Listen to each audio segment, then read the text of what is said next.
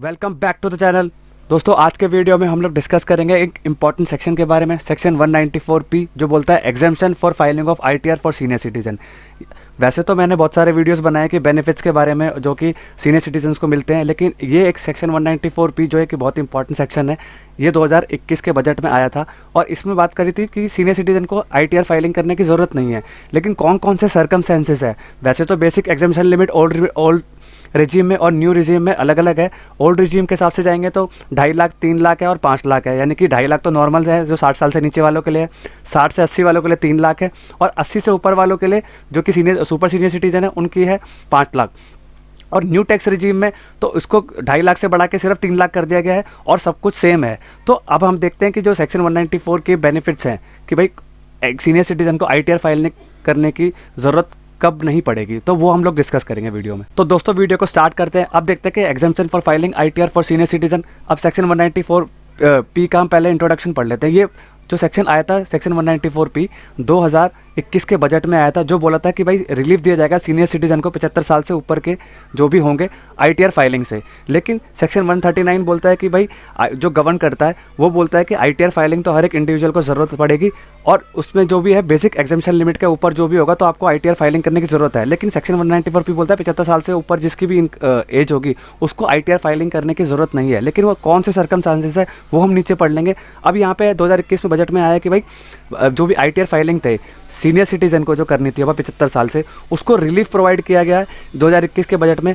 तो दोस्तों पढ़ लेते हैं condition for exemption under section 194P। अब कौन कौन सी कंडीशन है जिसपे सीनियर सिटीजन को एग्जेम्पशन मिलेगी अंडर सेक्शन 194P में। अब पहले कंडीशन में पढ़ लेते हैं कि वो सीनियर सिटीजन जो भी हैं वो 75 साल और उससे ऊपर के होने चाहिए।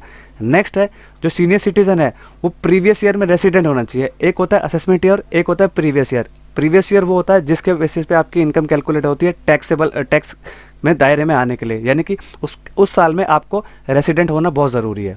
अब नेक्स्ट आता है कि जो भी आपकी इनकम हो रही होगी वो पेंशन इनकम होनी चाहिए और इंटरेस्ट इनकम होनी चाहिए, तभी आपको सेक्शन 194P का बेनिफिट मिलेगा।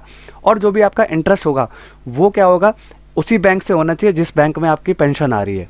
ठीक है। नेक्स्ट पॉइंट आता है आपका सीनियर सिटीजन जो भी होगा वो क्या करेगा, डिक्लेरेशन सबमिट करेगा, जो भी डिटेल्स होंगी वो स्पेसिफाइड बैंक में जो जहाँ पे आपको पेंशन जहाँ से आपकी पेंशन आ रही होगी। अब नेक्स्ट आता है,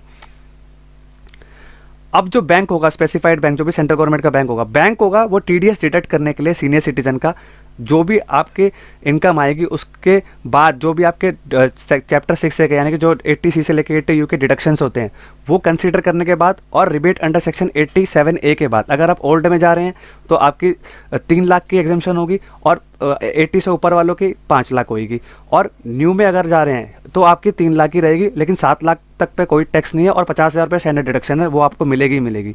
तो ये कंसीडर करने के बाद आपका जो बैंक होगा वो टीडीएस डिडक्ट कर लेगा। अब जो नेक्स्ट आएगा, अगर बैंक वो टीडीएस डिडक्ट करने के बाद वो क्या करेगा कर लेगा तो सीनियर सिटीजन जो भी होंगे 75 साल से की एज के, उनको क्या है इनकम टैक्स रिटर्न भरने की कोई ज़रूरत नहीं है एज अ सीनियर सिटीजन। अब दोस्तों हम पढ़ लेते हैं कि डिक्लेरेशन जो भी सीनियर सिटीजन देगा बैंक को उसमें क्या क्या चीज़ें होंगी और वो कैसे काम करेगा। अब क्या है कि जो बैंक होगा वो टीडीएस तब डिडक्ट करेगा जब सीनियर सिटीजन उनको डिक्लेरेशन देगा। अब डिक्लेरेशन में क्या क्या चीज़ें देगा, टोटल इनकम देगा जो कि पेंशन से आ रही है और इंटरेस्ट से आ रही है, दोनों को ऐड कर देगा। और इसके अलावा अगर कोई भी आपकी इनकम होगी यानी कि तो आपको 194P का बेनिफिट नहीं मिलेगा। अब नेक्स्ट आएगा deduction availed under section 80C से लेकर 80U तक, जो भी आप डिडक्शन आपकी जो भी आप अवेल कर रहे होंगे 80C से 80U के लिए वो डिडक्शन वो कैलकुलेट करेगा, उसमें से वो लेस कर देगा टोटल इनकम से। नेक्स्ट आएगी अब रिबेट देखेगा 87A में, अगर आपको रिबेट मिल रही होगी तो रिबेट के अंदर आपको आपकी इनकम नॉन टैक्सेबल बना देगा। अगर आपकी बेसिक एग्जेम्पशन लिमिट से ऊपर गई तो आपकी जो भी इनकम पेंशन इनकम और इंटरेस्ट इनकम होगी वो टैक्सेबल कर देगा। नेक्स्ट होगा कंफर्म करेगा सीनियर सिटीजन से कि आपकी पेंशन इनकम ही है और इंटरेस्ट इनकम ही है। तो ये 4 चीज़ें हैं जो बैंक आपसे डिक्लेरेशन में लेगा। तो दोस्तों अब हम देख लेते हैं कि जो भी सेक्शन 194P में अब टैक्सेबल इनकम कैसे कैलकुलेट करी जाएगी। अब क्या होगा कि बैंक जो डिक्लेरेशन सबमिट करेगा फॉर्म 12BBA में, अब उसके बेसिस पे क्या करेगा बैंक जो होगा वो पेंशन प्लस इंटरेस्ट इनकम को कैलकुलेट करेगा। उसके बाद क्या करेगा आपके एग्जेम्पशंस और रिबेट को लगाएगा 87A में, और फिर जो होगा उसका टीडीएस डिडक्ट कर देगा फॉर ओल्ड पर्सन।